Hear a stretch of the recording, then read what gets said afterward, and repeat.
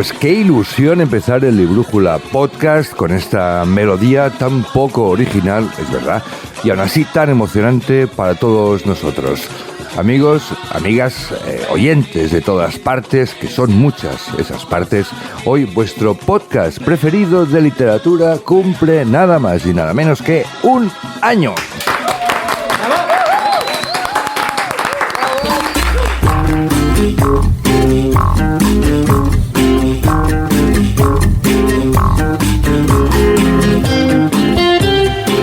¿Un año? ¿Qué es un año? Es una buena pregunta. Un año, vamos a ver, para la mosca del vinagre, un año pues es un tiempo desmedido. Para el universo es un suspiro. Para nosotros es un éxito descomunal. Son 24 programas, 20.000 o más de 20.000 ya reproducciones, casi 1.000 suscriptores. Y todo eso también hay que decirlo gracias al apoyo de la Asociación Colegial de Escritores de Cataluña y de Cedro, y al curro que se pega un equipazo entusiasta, motivado, listo como el hambre, devorador de libros y súper simpático. Y para celebrar esta efemérides hemos preparado un programa muy especial. Hemos reunido a muchos de los colaboradores de Librújula que han ido desfilando por estos micrófonos en todo este año. Nunca en la historia de los podcasts se ha visto tanta sabiduría, tanto talento, tanta literatura reunida en torno a una mesa. Con todos ellos vamos a charlar, nos echaremos unas risas, si procede, y les vamos a formular la pregunta más difícil que se nos ha ocurrido. ¿Cuál ha sido el libro de tu vida? Nada más y nada menos.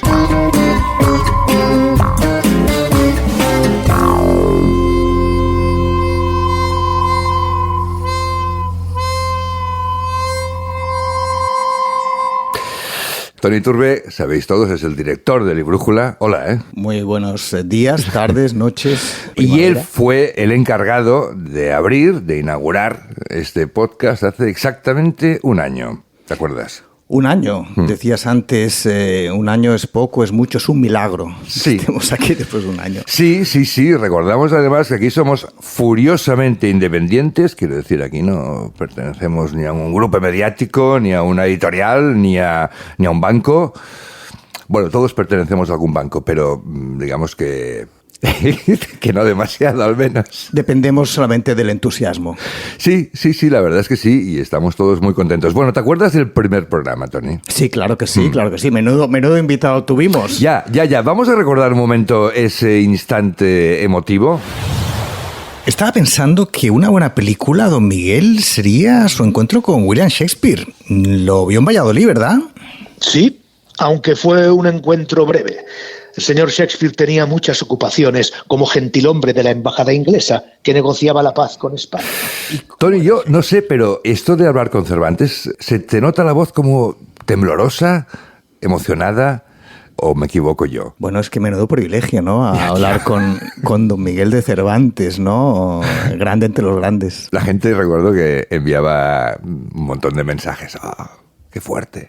Cervantes. Yo he intentado hablar con el Más Allá para tener a más gente, ¿no? Este año, pero el Más Allá, contrariamente a lo que la gente se cree, hay mucha burocracia.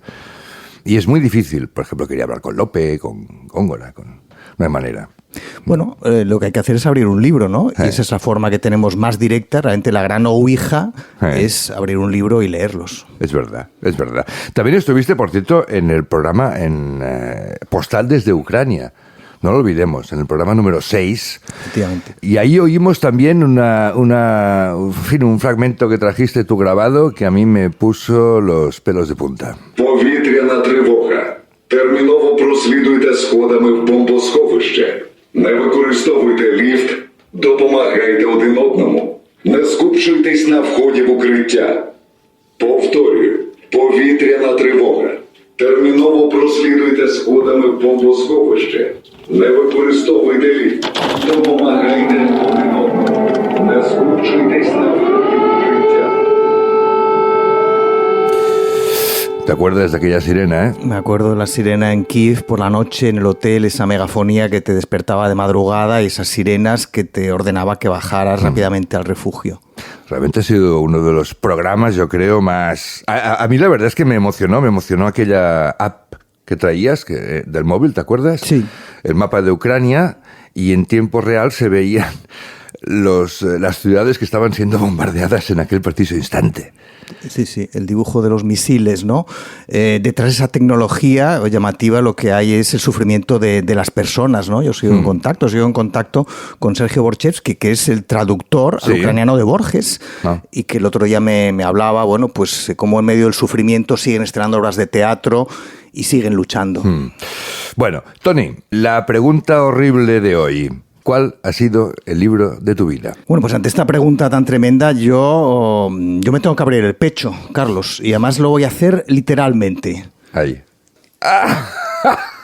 Lo llevo aquí, en mi propio pecho, esta camiseta de Ignatius J. Reilly y La conjura de los necios. Vamos a decir a los oyentes que es cierto, que decir, Tony lleva una camiseta estupenda, que por cierto ya me la dejarás, que pone Ignatius y se ve a Ignatius. Bueno, Ignatius con su espada de mentirijillas y su gran arma, que es su bocadillo realmente, ¿no? ¡Qué bueno! ¿Por qué La conjura de los necios, Tony? Bueno, pues a mí es un libro que me impactó mucho, ¿no? Lo primero es que me mostró que la literatura también puede ser profunda a través del humor. La propia historia del libro en sí mismo es otro libro, ¿no? Como ese libro llega a publicarse, ¿no? Después de una gran tragedia, porque no olvidemos que muy a menudo detrás de los grandes humoristas hay grandes trágicos, ¿no? Y, en fin, sería larguísima la lista desde Chaplin a Gila o Robin Williams. Y bueno, pues esta es la historia de ese Ignatius Reilly, que vive con su madre, malcriado, tragón, grosero, bastante vago, que cuando su madre le menciona algún empleo se indigna, y que está ocupado en escribir una gran obra que va a cambiar el devenir del mundo, una obra que él cree filosófica, donde critica pues la falta de buen gusto en el mundo contemporáneo. Él cree, Ignatius cree que todos son idiotas, excepto él, y bueno, pues al final lo que él es realmente un gran marginado, ¿no? Un loco, por un lado, pero un loco interesante. Has dicho una cosa que a mí me interesa, me toca, me concierne y que totalmente de acuerdo, que es a la inteligencia por el humor. Sí, absolutamente. Esto es una máxima que a veces no tenemos en cuenta, y muchas veces el humor, y lo vemos que las novedades editoriales de humor, estrictamente de humor, son contadísimas.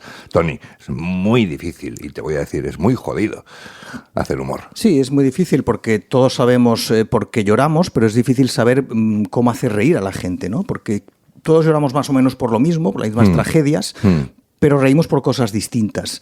Y ese humor que de alguna forma es el humor del juglar, que levanta la alfombra y enseña la porquería, la basura que escondemos debajo en la sociedad, pues realmente creo que es un elemento disgregante, un elemento muy importante y que no deberíamos despreciar. Pues estamos muy de acuerdo, Tony. No te vayas, porque no te vayas, que todavía hay más, ¿no? Vamos hoy a saludar a todo este talentazo junto. Nair Gutiérrez, ¿qué tal? Buenos días, buenas tardes, buenas noches. Tengo una sorpresa para ti, luego hablamos. Me das miedo. Belén Vieira, ¿qué tal? Buenos días, buenas tardes, buenas noches. No hace falta que repitamos la fórmula siempre, es decir, podemos hacerlo más ágil. ¿Por qué no? Susana Picos. Ya no sé qué decir, Bueno, ya me has cortado. Susana Ahí te voy a Picos. decir hola. Hola.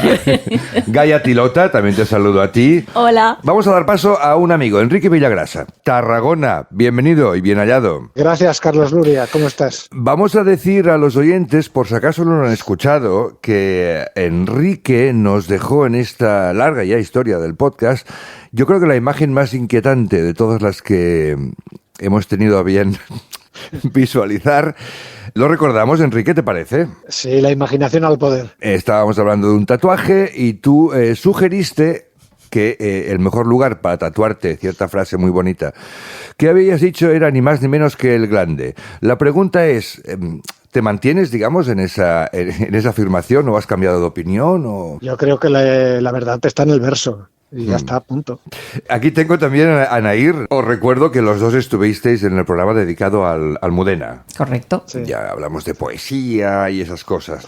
¿Cuál sería el libro de tu vida, Enrique? Es y siempre será la vida de Francisco de Asís, escrita por Tomás de Celano. que es que cambió toda mi vida. Y lo leí creo que en segundo de bachiller. Y a partir de ahí se cambió toda mi vida. Quise ser Francisco de Asís. Enrique, ¿por qué los poetas sois tan raros? Porque no sabemos hacer otra cosa ni ser otra cosa. Es decir, ni estar en otra cosa. Me hubieras dicho, pues, o sea, Góngora, bueno, Dante, bien, muy bien. No sé. Francisco de Asís era un gran poeta, ¿eh? El canto al hermano Sol es una pasada. Bien. A ver, no te vamos a enmendar la plana, Enrique. Yo no sé Luria, pero yo no, ¿eh? Yo no te voy a No, contar. está bien, está bonito. Es un libro que yo no conozco. Conocemos todos a Francisco de Asís, claro, pero no este libro y el autor mucho menos, ¿eh? Nair, ¿te has quedado un poco de piedra o tomas nota de la sugerencia? De piedra como el monasterio me he quedado.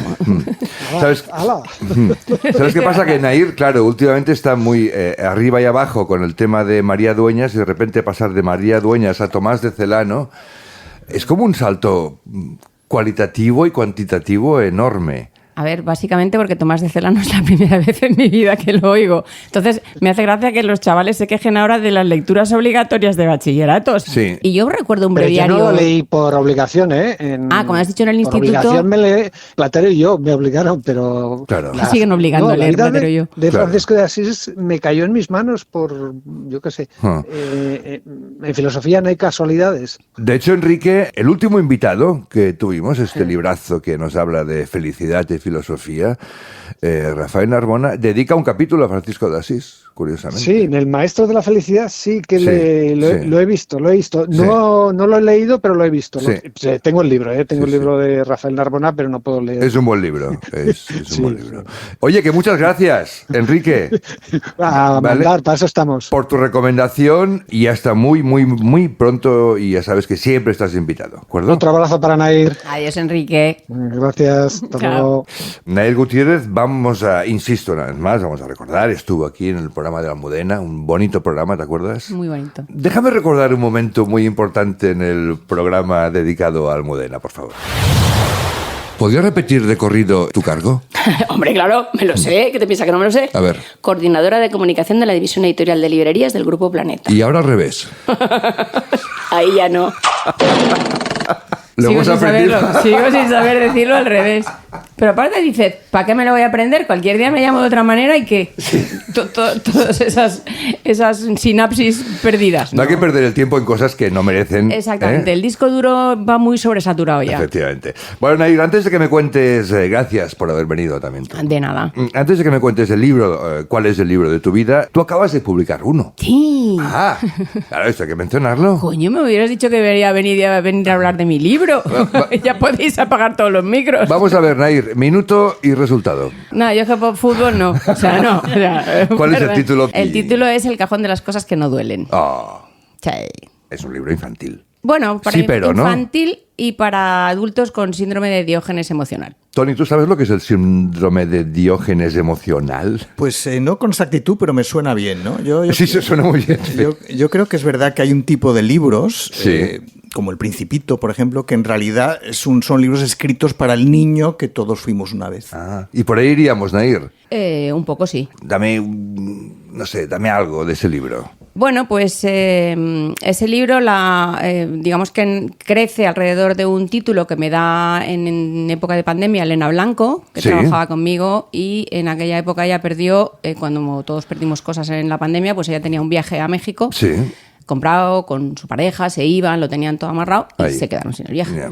Hay un momento que me dijo, es igual, yo ya lo he echado al cajón de las cosas que no duelen.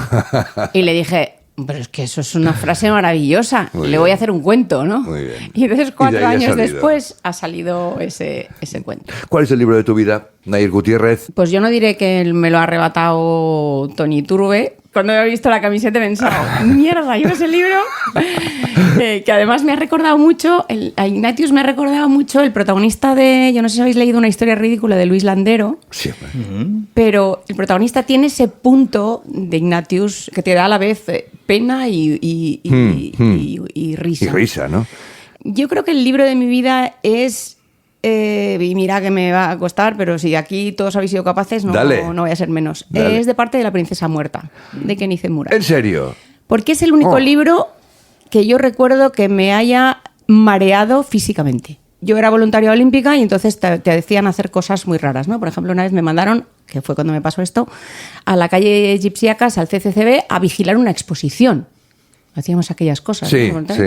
No, pues nada, podéis traeros un libro por si os aburrís. Claro, se podrían haber llevado una momia de aquella exposición, porque yo me puse a leer de parte de la princesa muerta y me quedé totalmente abducida. Claro, tú imagínate 4 o 5 horas del tirón para ti sola para leer, Sí. sin que nada te interrumpa.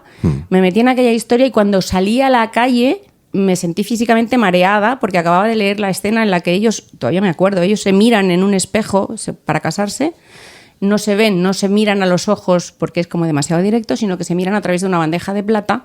Miran los dos a la bandeja de plata y ahí es donde ellos se ven, ¿no?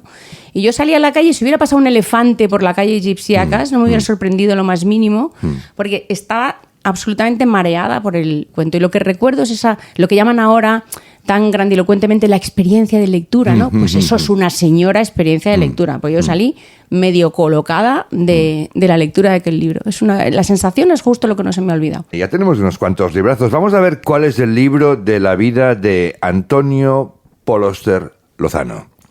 Antonio Lozano, bienvenido una vez más. Hola, muy buenas. Gracias por tenerme. No, en este desfile de personalidades, desde luego tú no podías faltar. Te hemos pillado en la calle, ¿verdad? Creo que estás. Sí, estoy camino de una entrevista, por eso que voy caminando por la calle, pero ahora he conseguido recluirme en un parque, o sea que tendría que estar más tranquilo y me va a haber menos ruido de fondo, o sea que mejor. Tú, recordamos a los oyentes que estuviste en el programa que dedicamos a Paul Auster, un programón gracias a ti y a tu experiencia con Auster. La verdad es que fue estupendo. Vamos, yo me lo pasé muy bien y aprendí un montón de cosas. Pues gracias, yo también me lo pasé muy bien. Y ya sé, Antonio, que la pregunta que formulamos o que formulo hoy a todo el mundo es, si me permite la expresión, una putada. ¿A que sí? Sí, porque la verdad, novelas importantes en la vida de uno hay muchos. Es complejo decantarse solo por una, es verdad, que como si te pregunta por una canción, ¿no? Una película, es imitarlo a una, pero bueno, ahí estamos. Es casi como un atraco, ¿no? Que os estoy haciendo.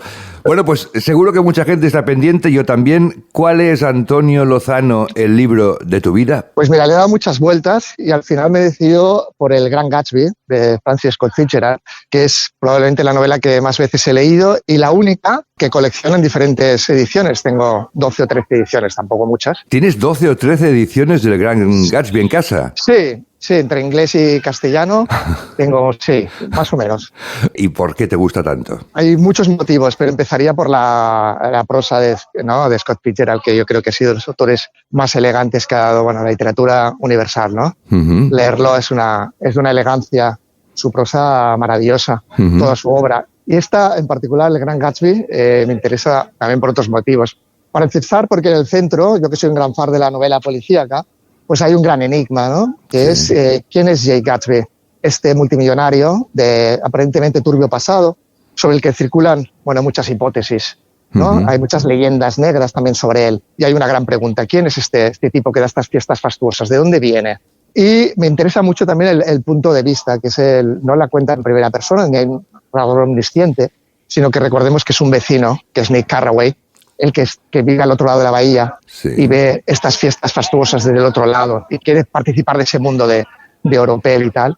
¿Tú crees que El Gran Gatsby, que es de principios, diríamos, del siglo XX, se puede, es decir, ¿hay alguna aplicación a los principios del siglo XXI en los que estamos? Interesante pregunta. Claro, Gatsby, de alguna manera, construye su identidad. Él crea un relato automitificador sobre sí mismo, lo cual entroncaría hoy en día con la facilidad que tenemos, sobre todo a través de las redes sociales, para construir avatares de nosotros mismos. Luego la novela, quería también decir, si tenemos tiempo, que a mí también lo que me interesa muchísimo es que al final también se pregunta por algo esencial, ¿no? Que es lo que no podemos tener y que nos obsesiona toda la vida. Y es algo que nos toca a todos, porque Gatsby, sin revelar mucho, pero en el fondo Gatsby va hacia un imposible, que es que quiere volver al pasado. Lo tiene todo, es un multimillonario, y lo único que no puede conseguir en el fondo es el amor de la joven por la que estaba completamente loco, ¿no? Cuando era muy joven, ¿no? Que es Daisy. Y ella quiere recuperar parte de su pasado, que le ha idolatrado, ¿no? Lo tiene todo, digo, riquezas, pero no puede al final recuperar la gloria pasada encarnada en esa persona, ese amor del pasado, ¿no? Y de alguna manera todos somos seres nostálgicos y melancólicos que querríamos volver al pasado ¿no? Y a tiempos mejores, pero no podemos. Muchas gracias, Antonio. Te dejamos con tus cosas y hasta muy pronto, espero. Espero yo también. Muchas gracias a vosotros. Un abrazo. Un abrazo, hasta pronto. José Ángel López, bienvenido una vez más. ¿Qué tal? Buenos días, ¿cómo estamos? Estás en tu despacho de la universidad. Eso es. ¿Alguna vez sales del despacho? Sí, de vez en cuando. Ya sabes, hay necesidades fisiológicas que son ineludibles. Óyeme, te voy a contar un secreto, José Ángel. Dime. Tú estuviste en 2 ocasiones con nosotros, la primera de ellas cuando hablamos de Ucrania y la segunda de ellas cuando hablamos de Ana Frank. ¿Te acuerdas? Estábamos Susana, tú y yo. Eso es. Pues del programa concretamente de Ana Frank, los oyentes o la gente con la que he tenido un cierto feedback ni se acuerdan de mí ni se acuerdan de Susana, solo se acuerdan de ti. Se acordarán de Philip Roth al hilo de los acontecimientos. No te creas. Lo digo con cierta tristeza, ¿no? Porque claro, uno se prepara. Susana, di algo, anda, que tú estás aquí. Hola, José Ángel. Carlos me ha hundido, ¿sabes? No, es que de mí tampoco se acuerdan. Bueno, vale, pero lo primero que ha dicho es que, Susana, no se acuerdan de ti. No ha dicho de él, ¿sabes? Que lo sepas. Sí, pero no ha dicho. Pero yo encantada, que me hunda porque te escuchen a ti, yo encantada. No, pero que lo gracioso del asunto es que no ha dicho por qué se acuerdan. Tú a saber. Yo te lo digo, y te lo voy a decir, porque tú dijiste una frase que demoledora, te acordarás, Susana, que es que la época actual te recordaba mucho al periodo de entreguerras del siglo XX. Y esa frase tan lapidaria y tan terrorífica, ha cuajado, digamos, ¿no? Y aparte todo lo que vamos viviendo se va demostrando que no has hecho nunca una predicción que no sea acertada, ¿no? No, seguro que estoy equivocado. Bueno. Seguro. Bueno, esperemos que sí. Ojalá. No sé, ojalá. esperemos que sí, ¿no?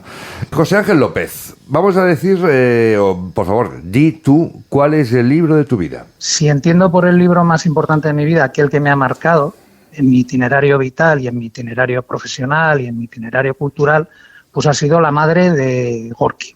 Precisamente porque no es un libro especialmente de culto, digamos, pero a mí sí que me introdujo, sí que me metió en la vía de la literatura rusa, de los grandes clásicos literarios de Rusia, del siglo XIX, del siglo XX, y sobre todo porque yo creo que me marcó en una época de formación de mi vida. O sea, yo cuando lo leí tenía 12 años, fue de los primeros libros intensitos o serios que yo leía en aquella época, y recuerdo que lo leía quitándoselo de la mesilla a mi padre, porque a su vez se lo había dejado un amigo. Claro, estoy hablando del año 76. Estoy hablando justo de la finalización de la dictadura de Franco y de el autor que con esta obra pues iniciaba lo que se dio a llamar el realismo socialista, ¿no? Sí. Y digo que me marcó fundamentalmente porque fue quien me abrió los ojos pues para empezar a leer a Tolstói, a Dostoyevsky, e incluso a autores que fueron contemporáneos a él, pues Bulgakov, Babel, Platonov, y que claramente desde el punto de vista literario a mi juicio le superaban, pero me abrió un mundo, me abrió la historia de Rusia, de la Unión Soviética, me abrió el panorama literario de este país, y yo que me marcó fundamentalmente pues, en lo político, en lo ideológico, y luego, desde luego, pues en lo que ha sido el devenir pues, al que me he dedicado académicamente y desde el punto de vista de la investigación. Y aparte, José Ángel, que es un libro terriblemente emotivo, quiero decir, uno no puede permanecer impasible a la lectura de La madre. Precisamente por eso, o sea, el impacto que a mí me causó con 12 años, ¿no? Sí. Una novela que lo que te hace es, en primer lugar, pues contarte el drama de una mujer, de Pelagia, ¿no? De la madre de uno de los protagonistas, de Pavel, cómo pasa de ser una mujer maltratada y una mujer opaca, una mujer sumisa, a precisamente ir implicándose, precisamente por el amor de madre, ¿no? En toda la actividad política e ideológica de la Rusia todavía zarista, de la Revolución de 1905, de la adquisición de una conciencia política, ideológica, de clase, que además se basa en unos hechos reales. Pues José Ángel, completamente de acuerdo. Ahí queda La madre de Gorki, librazo también, ¿eh? Que un saludo muy grande, José Ángel. Un abrazo para todos. Un saludo a ti y a ese birrete maravilloso que te pusiste la última vez que hablamos contigo, que ibas con birrete a punto de ser nombrado algo, no recuerdo. El rey de los carnavales. El rey de... Sí, de Cádiz. Sin ir más lejos, ¿no? José Ángel, que muchísimas gracias y un saludo muy grande. A vosotros, un abrazo. Belén Vieira, ¿qué tal? Muy bien. Muy bien. Vamos a recordar que Belén... Por cierto, que es que tú protagonizas uno de los capítulos más oídos. Qué suerte la mía. Sí, el programa número 16, dedicado al cuento de Navidad, al milagro de Dickens. ¿Quién nos lo iba a decir, ¿Te acuerdas? Sí. Que estuvimos todos aquí vestidos, además que fue muy gracioso, que estábamos todos con las gorritas de Navidad, de Papá Noel, ¿no? Y con Yo llevaba las orejas de reno. Las orejas de reno. Me tocaron a mí. Pues es curioso, ¿no? Como Dickens, mira que tiene tiempo Dickens, pues atrae a tanta gente, atrae la curiosidad de tanta gente. Gente que tal vez no habían leído todavía el cuento de Navidad. Bueno, mejor imposible entonces. Belén, ¿cuál es el libro de tu vida? Pues esta es una pregunta... Es una pregunta difícil, capciosa, insidiosa y terrible. Difícil, porque hay millones de obras. Sí. Yo traigo una que a mí me ha acompañado en varios momentos de mi vida, que se llama Memorias de un árbol, de Guido Minadi Sospiro. Lo traigo porque tiene un punto muy interesante, que es la narración viene de un tejo. De un tejo milenario que nos va contando la historia de la humanidad y bueno, trae una perspectiva muy, muy llamativa porque rompe un poco con los protagonistas a los que quizá estemos más habituados. Danos alguna pista. Bueno, el autor es un argentino, como no podía faltar en la mesa, que es compositor, ha recibido varios Oscars por composiciones musicales. Y bueno, él nos va contando incluso cómo nos metieron el cristianismo, ¿no? Y olvidándonos pues de los animales, de las plantas, nos cuenta toda la fraternidad entre los árboles. Es un punto... Un punto Francisco de Asís, ya que veníamos de... No tanto, yo no diría tanto, pero sí tiene un punto de conciencia, sobre todo con la naturaleza. Y bueno, es un canto a la vida. Es esperanzador, digamos. Es muy esperanzador, es muy bonito, es para tener en la mesilla de noche. Estuvo sin editar además durante un montón de años, o sea, lo publica en el 2004. Pero hace como 3 años tuvo un boom de, supongo que también el cambio climático, pandemia, todo esto. Es curioso porque anteayer leía una entrevista con un biólogo que decía, nosotros no tenemos ni idea, pero debajo del suelo, de los bosques y de lo que no son bosques, está plagado de raíces. Y cuando un árbol se muere o es quemado, los otros árboles extienden sus raíces para darle sustento al árbol herido, para que reviva. Y es una red intrincadísima y enorme de raíces debajo del suelo. Bueno, es que aquí está la cuestión de este libro, es las raíces del tejo son muy características, porque no son, digamos, las más normales a simple vista que tenemos acostumbrados debajo de la tierra y que asoman después de muchos años. O sea, el tejo se levanta, es como si abrazara la tierra. Y hay una afirmación que a mí me caló mucho del libro, que él dice, antes de que llamaran a la Tierra Tierra, era una isla entre océanos. Bueno, nos ubica un poco también en la historia de todo, no solo nuestra humana. Qué interesante, Belén. Sigues haciendo poesía, supongo, ¿no? Sí, eso es inevitable. Vale. Hay poetas que no somos tan raros, pero no se deja de serlo. Bueno, yo creo que va un poco con el cargo, ¿no? Digamos, o no. Es decir, raro, ¿qué es un ser raro, en realidad? ¿Qué es la rareza? Nair es rara, Tony es raro, yo soy raro. Bueno, algo que no está normalizado, ¿no? Ya. ¿Tú nos calificarías de seres raros los que estamos alrededor de esta mesa? Yo creo que todos somos particulares. Lo dejamos ahí, ¿no? Para no dañar a nadie, ¿no? Tampoco. Vamos de la arboleda y de los árboles y de los tejos, yo creo que al otro extremo, ¿no? A la inteligencia artificial. Gisela Baños, bienvenida y bien hallada. Buenas, ¿qué tal? Encantada de saludarte otra vez. Vamos a recordar que Gisela estuvo en el programa número 20, al que dedicamos a la inteligencia artificial, y que Gisela es también autora de un librazo que recomendamos una vez más. Está en Shackleton y se titula El sueño de la inteligencia artificial, que de hecho es una historia de la inteligencia artificial, muy bien contada y muy amena y de muy buen rollo. Nos quita todo el miedo a la inteligencia artificial. Todo tiene su sentido y todo está ahí por algo y hemos llegado aquí siguiendo una trayectoria muy concreta. A ver, quedó claro que los escritores no hemos de preocuparnos porque la inteligencia artificial nos arrincone. De momento yo diría que no. Pues o sea, tendría que bajar mucho la calidad de la escritura en muchos aspectos y sobre todo, como decir, la exigencia del lector, ¿no? Para que una IA nos pueda sustituir. Pues ya con esa tranquilidad te pregunto, yo sé, Gisela, que esta pregunta es una faena que os hago. Ahí vamos, ¿eh? ¿Preparada? Lanza. ¿Cuál es el libro de tu vida? Mira, esa sí te la puedo contestar porque hubo uno que cambió por completo mi manera de ver el mundo y que me hizo sentir por primera vez que pertenecía a algo, fíjate. Y con todo el sense of wonder que eso implica, ¿eh?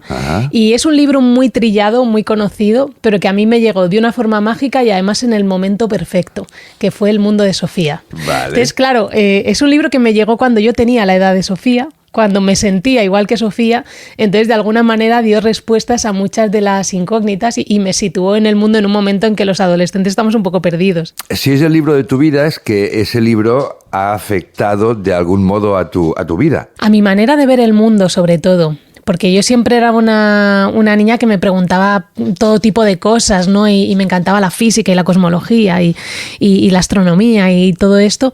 Y de repente descubrí, porque en ese momento todavía no sabes muy bien que existe, descubrí la filosofía y descubrí que había una rama del conocimiento que se dedicaba a hacerse esas preguntas, ¿no? Que luego, bueno, pues yo traduje en física, en ciencia ficción, pero al final la esencia era la misma, ¿no? Claro. Y eso fue como, wow, pertenezco a algo que es más grande que yo misma y hay mucha gente más que pertenece a esto, ¿no? La verdad que fue una sensación muy bonita. Muy interesante. Ojalá, el libro vamos a recordar que es de Justin Gardner, ojalá hubiera más libros como El mundo de Sofía, que digamos bajaran al suelo, que es lo que siempre pedimos, para explicar cosas que realmente en muchos sentidos son trascendentes, ¿no crees? La verdad que sí.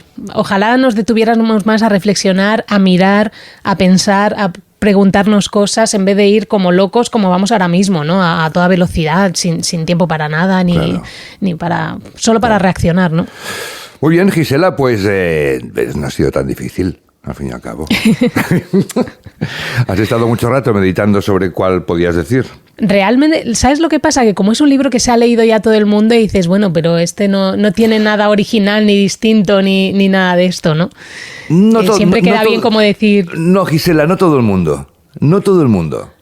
Creo que sos optimista por tu parte, ¿eh? No todo el mundo, insisto. Sí, yo pensaba que era un libro como muy trillado y digo, pues no sé, a lo mejor algo un poco más original, porque bueno, al final yo creo que todos tenemos decenas y decenas de libros que nos han aportado algo, que nos han cambiado de alguna manera y que al final han hecho que seamos quienes somos, ¿no? Cierto. Muy bien, Gisela, pues muchísimas gracias. Una vez más, cuando vengas a Barcelona estás invitadísima y charlamos y un saludo muy grande desde Barcelona hacia Madrid. Muchísimas gracias a vosotros y vamos, cuando vaya a Barcelona voy a tener que ir una semana para veros a todos y tomarme un café con todos. Un abrazo muy grande, Gisela, y gracias. A vosotros, hasta luego. Librújula Podcast. Isabel del Río, bienvenida. Hola. Estás lejos, me dicen, estás lejos. Estoy en el bosque. ¿Qué haces en el bosque, Isabel? Pues estamos grabando unos cortos con Maimés Llibres para la nueva novela No al viru el bosc, que acaban de publicarme. Recordamos que Isabel del Río acaba de publicar nueva novela en catalán. Se llama No al viru el bosc. Ojalá esté en castellano. Sí, a ver. A ver. Bueno, lo digo porque tu novela Mara en catalán, Madre en castellano, acaba de llegar a la segunda edición en castellano. Efectivamente, en catalán ya había salido, pero bueno, quieras o no, en catalán había salido en el 22, en castellano salió en el 23 y en enero ha salido ya la segunda edición. Sí, vale. Estoy súper contenta. Bueno, las cosas no te van del todo mal, quiero decir, con la segunda edición de No, súper bien, yo estoy súper contenta. Muy bien, así me gusta. Isabel del Río, vamos a recordar que ha estado en 2 ocasiones, una para hablar de los libros de terror que nos estaban a punto de llegar, eso fue el programa 2, pero la cuestión es que el programa 13, llamado Aquí hay dragones, tiene el honor de ser el programa más escuchado del Librújula Podcast. Que vamos por 3.000 o 3.000 y pico o 4.000 reproducciones y todo gracias a ti. ¿Qué va? Es por tu anécdota. Te acabo de dejar. Me ha dejado sin palabras. No sé a qué anécdota te refieres, de verdad. La anécdota que contaste de los barcos nos dejó a todos fascinados. Yo no me acuerdo de eso. Yo sí. Y los oyentes... Los dracares. Y los oyentes también se acuerdan, no te preocupes. Ostras, vale. Pues no me acordaba yo. Pues, pero bueno, que sepas que ese programa magnífico está, en lo más alto del ranking. Luego, por cierto, debo decirte, el segundo programa más escuchado es el de Cervantes, con miles también de reproducciones. Entonces la pregunta es, ¿por qué Los Dragones y Cervantes? Es muy curioso. Y luego es Dragones, Cervantes, el de... Canción de Navidad. El de Canción de Navidad. El viejo Scrooge. El viejo Scrooge. Y luego creo que viene Kafka. Bueno, quizás es que a la gente le gusta esas realidades que se mezclan con la ficción. Es curioso. Es muy curioso. Isabel, rápidamente, ¿cuál es el libro de tu vida? El libro de mi vida, sin duda, es Frankenstein, de Mary Shelley. Es de las primeras novelas de género fantástico que leí, aparte de Borges. Siempre está en mis libros. No es una mala elección, quiero decir. Yo tal vez también lo hubiera elegido, ¿no? Frankenstein, que curiosamente, primero, no pasa de moda. Nunca. Es que es curioso, un libro, eso fue escrito a finales, a ver si me equivoco ahora, a finales del 19. Ahí estamos. Y sigue hablando de un asunto que ahora mismo sigue intrigándonos, ¿no? Como el primer día, y más ahora que estamos hablando de la inteligencia artificial. Claro, es que es un tema que no se agota además. Es curioso, ¿no? Estos grandes libros por los que el tiempo literalmente no pasa, ¿no?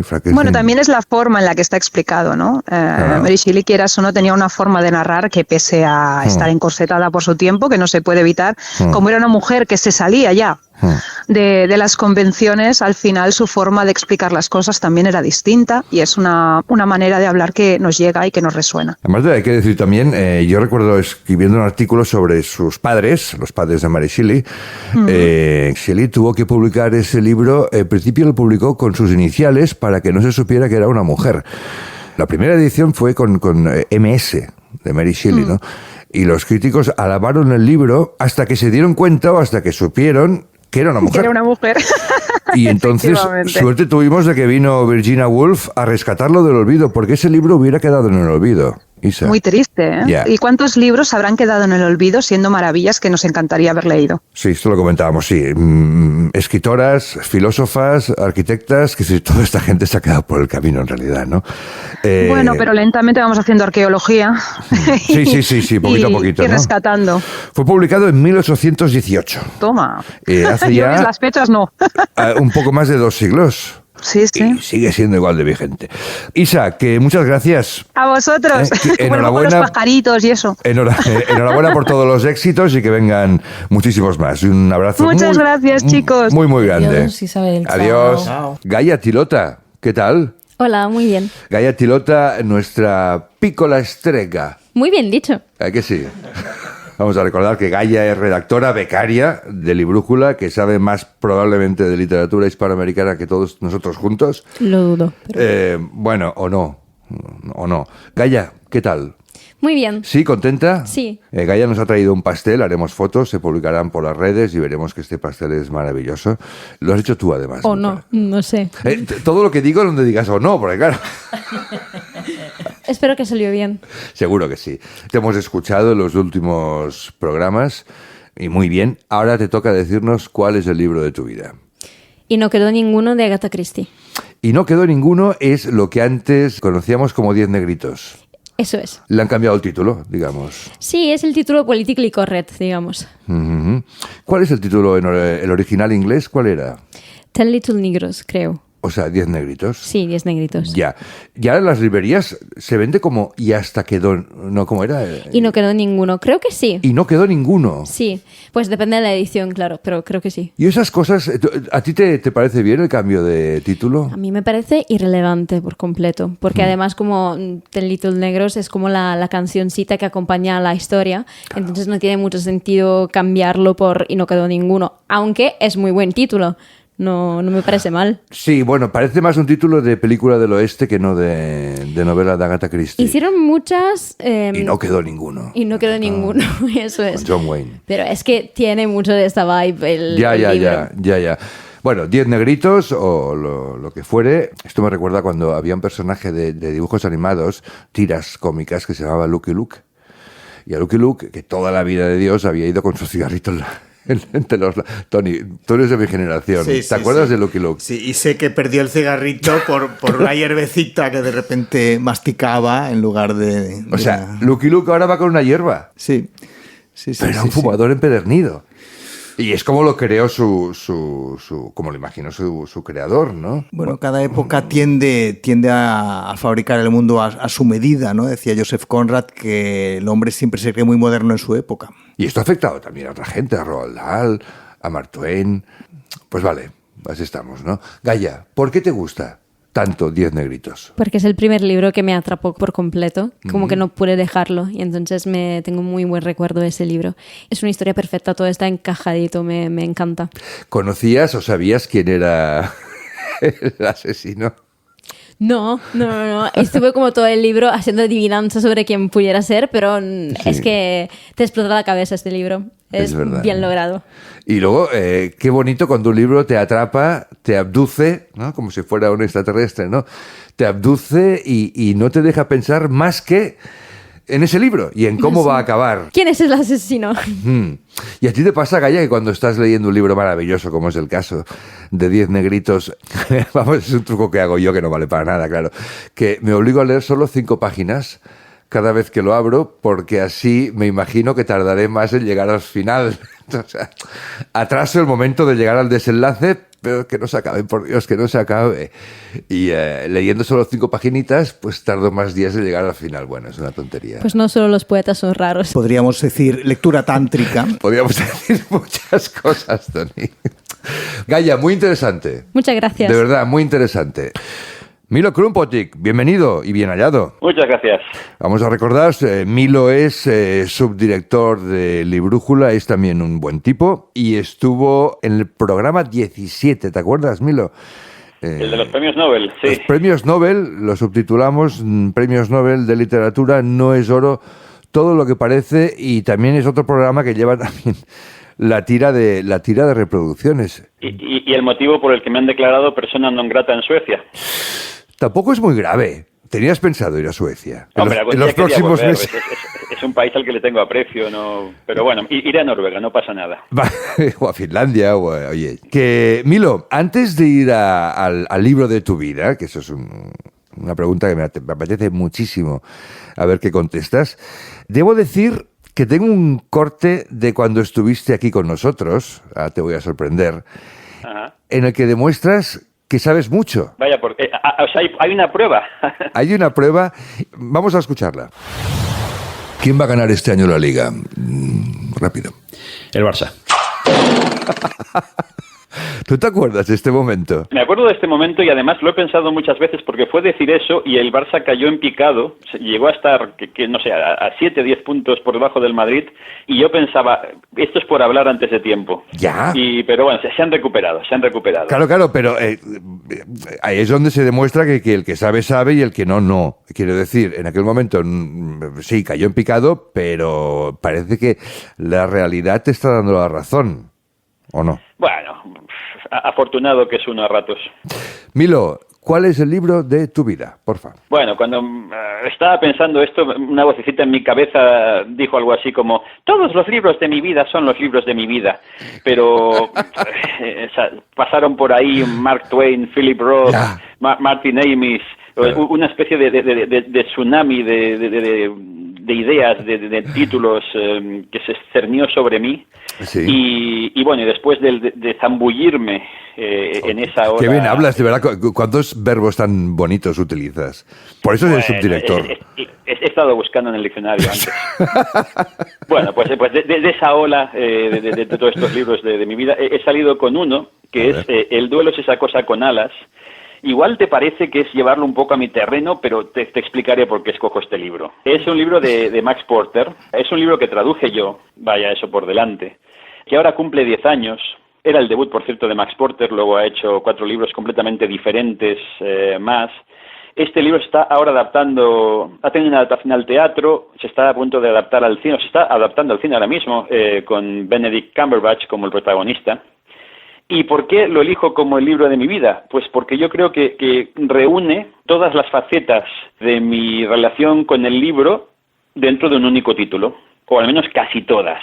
Yo este libro, como te decía, lo traduje, es decir, es ejemplo de mi labor traductora de los últimos 10 años, aparte fue el primer libro adulto que traduje y realmente fue comenzar por todo lo alto porque es un libro experimental y sobre todo como lector es un libro que a mí me maravilla. 2 líneas. Un padre de familia, tiene 2 hijos, pierde a su esposa y el duelo tremendo y la exigencia de tener que salir adelante pues con los 2 críos hace que comience a hablar con un cuervo gigante, que es el cuervo de Ted Hughes. Él está escribiendo un libro sobre Ted Hughes y bueno, su duelo se corporeiza en este cuervo gigante, que es una presencia pues sumamente irónica, a ratos cruel, a ratos humorística y que le acompaña a todas partes. Y bueno, básicamente el libro narra el luto de este señor que se ha quedado viudo y que tiene que salir adelante con 2 niños y lo hace de una forma muy poética,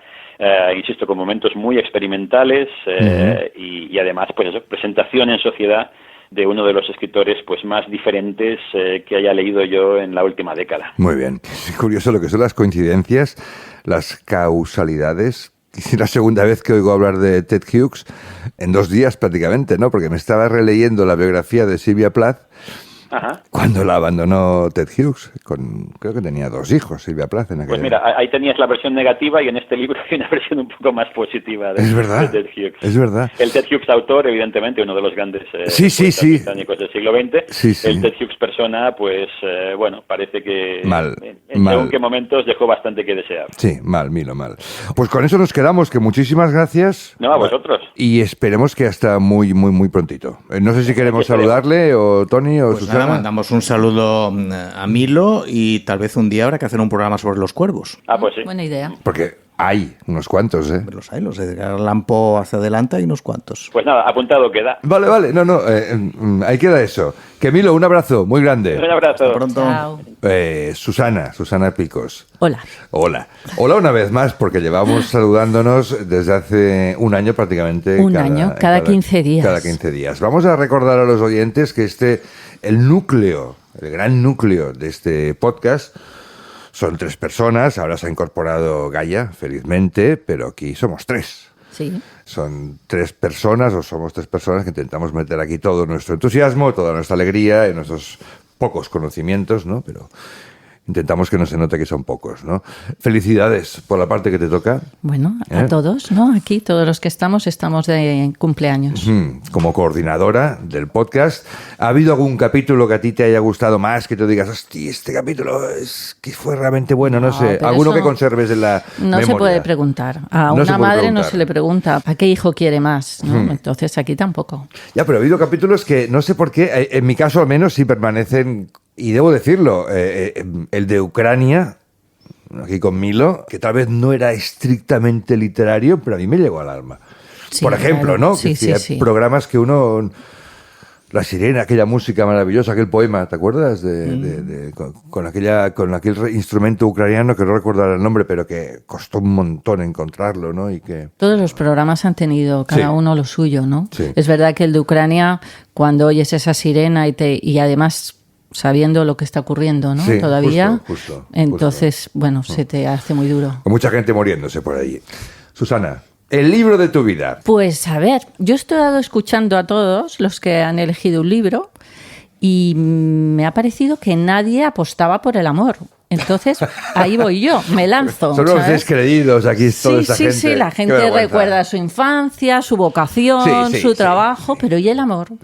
Mi libro favorito es La insoportable levedad del ser, de Milan Kundera. Ahí estamos. Porque lo estaba leyendo cuando tenía a lo mejor, no me acuerdo muy bien de la edad, ya hace tanto, lo he leído varias veces, pero tendría a lo mejor 23, 24, y estaba leyéndolo a la vez con alguien que también tenía una relación con él, ¿no? Y la verdad que la lectura de ese libro nos hizo crecer y ver el amor de otra manera. Creo que Kundera es un grande y La insoportable levedad del ser te hace reflexionar sobre la vida, ¿no? La historia de Tomás, de Teresa, de Sabina. Me impactó, me cambió la vida y siguió influyéndome, ¿no? Es decir, la persona que yo conocí de aquella, pues sigue en mi vida, ¿no? ¿Sí? Entonces es súper importante para mí. Qué bonito. Y ahora que alguien hablara de amor, porque claro que si Frankenstein, El mundo de Sofía, que Francisco de Asís, Gorky... El amor es muy importante, Muy así bien. que aquí estoy yo. Y además, mira, Kundera, bueno... No, además a Kundera hay que citarle. El otro día, una entrevista que me hicieron en alguna parte, yo citaba El arte de la novela de Kundera. Me decían, ¿qué libros sobre libros leerías o recomendarías? ¿No? Y dice, uno que casi no se lee. Y que es verdad que a veces es un poquito críptico, pero qué bueno era Kundera. Sí. ¿No? Qué pedazo intelectual, ¿no? Y hay que leerlo más. Porque es una literatura que te entretiene, porque claro que puede entretener Kundera, no es... Pero te lleva mucho más, ¿no? Te hace reflexionar sobre la insoportable levedad del ser, que a lo mejor puede ser la novela de él un poco más ligera que otras, ¿no? Porque él siempre tiene esa vertiente filosófica. Sí. Pero realmente es que te hace plantearte, ¿y si tomo esta decisión, descarto muchas otras, ¿no? Entonces mi vida va por aquí. Y da mucho miedo, ¿no? Cuando piensas eso, porque piensas, ostras, a lo mejor me estoy equivocando. A lo mejor, en el contexto de La insoportable levedad del ser, a lo mejor no es esa persona la que a mí me va a llenar, ¿no? Sí, Entonces, bueno, y me voy a atar con alguien. Y incluso ya también... Luego socialmente, ¿no? Porque La insoportable levedad del ser está ambientada en la Praga de la primavera, ¿no? De la revolución, que luego fracasó. Bueno, y también eso, ¿no? De no tener libertad. Realmente es todo una reflexión también sobre el amor, la libertad también. Pues me parece muy bien y muy bonito, Susana. Oye, ¿seguiremos un año más aquí o qué? Hombre, yo creo que todos los oyentes nos tienen que apoyar para que sigamos un año y los que vienen. Yo lo que haría es una cosa, porque ya para acabar, porque nos vamos a ir yendo. Claro, aquí estamos hablando constantemente, Susana ya la conocéis, a mí, a Gaia, a todos los... Pero a quien no hemos oído nunca ni siquiera decir hola es a nuestro querido Vicente Armero, al menos un hola, ¿qué tal? O efectivamente existo. Hola, ¿qué tal? ¿Cómo te va? Muchas gracias con esa magnífica voz de Carmen de Mairena que nos acaba de salir. Pero bueno, efectivamente Vicente existe. Chicos, nos vamos. Susana, hasta muy prontito. Hasta muy pronto. Tony, nos seguiremos viendo, hablando y... Incluso escuchando. Incluso escuchando, ¿no? ¿Te acuerdas? Hace un año, es que me parece mentira, el 23 de abril de 2024. Lo mejor está por venir. Lo mejor, sí, siempre está por venir lo mejor, ¿no? Belén, gracias. ¿Y el tuyo? ¿Cuál es el tuyo? Dice Gaia. Ah, claro, tú no lo has dicho. Yo debo, bueno, sí. Pues sí, claro. Bueno, claro, que aquí es que me siento un poco... Confiesa. ¿Cuál es el tuyo? Confiesa. Me siento empequeñecido, porque claro, habéis hablado de grandes autores y libros clásicos. No. El libro de mi vida fue un libro que se llamaba Supervivencia. Y era un libro que si ahora lo leyera, supongo que encontraría que está fatal escrito. Seguramente era horrible. Pero era un libro norteamericano, probablemente editado por Reader's Digest. Y era simplemente narraciones de exploradores norteamericanos que habían tenido que luchar contra las fuerzas de la naturaleza, contra los osos, contra las crecidas de los ríos, contra pumas, contra ventiscas en Alaska, Montana, Oregón, fíjate si me acuerdo, ¿no? Y eso era la narración de esa supervivencia. Pero yo lo leí de muy pequeñito, el libro lo he perdido y lo he buscado por internet, no hay forma de encontrarlo. Pero yo, el momento de leerlo venía de Tintín y de Asterix y de toda esa pesca, ¿no? Y leí esto por primera vez y dije, wow, esto es narrar. Esto es la ficción, esto es juntar palabras para mantener en vilo al lector. Esto es lo que yo quiero hacer. Es lo que haces, Carlos. El libro se perdió, pero está en ti. No paras ahí de darle ahí con el pico y la pala. Es que es fuerte, tío, supervivencia. Qué bien. Tony, adiós. Chao. Belén, adiós. Gaia, ¿puedes decir adiós incluso al micrófono? Adiós. Susanita. Adiós. Bueno, hasta muy prontito. Tenemos un pastel que ha hecho Gaia por ahí, que nos lo vamos a devorar ahora y lo vamos a acompañar como se merece.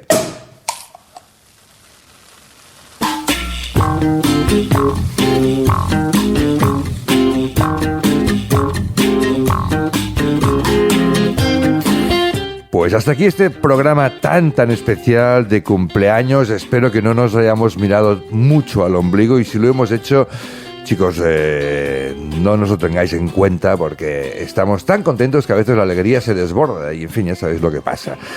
Por aquí han pasado hoy mucha gente: Toni Iturbe, Belén Vieira, Nair Gutiérrez, Milo Krumpotik, Isabel del Río, Gaia Tilota, Susana Picos, por supuesto, Antonio Lozano, Gisela Baños, Enrique Villagrasa, José Ángel López.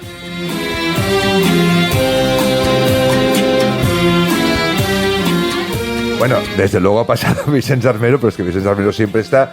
Yo también he estado. Mi nombre es Carlos Luria. Seguiremos, si todo va bien, un año más para ofrecer no solo la actualidad sobre los libros, sino el pensamiento sobre los libros. Animar a la lectura. Los libros son buenos y los libros hacen mucha falta en estos tiempos en que estamos viviendo. Lo último ya es desear muchísima felicidad a todos y hasta dentro de un par de semanitas.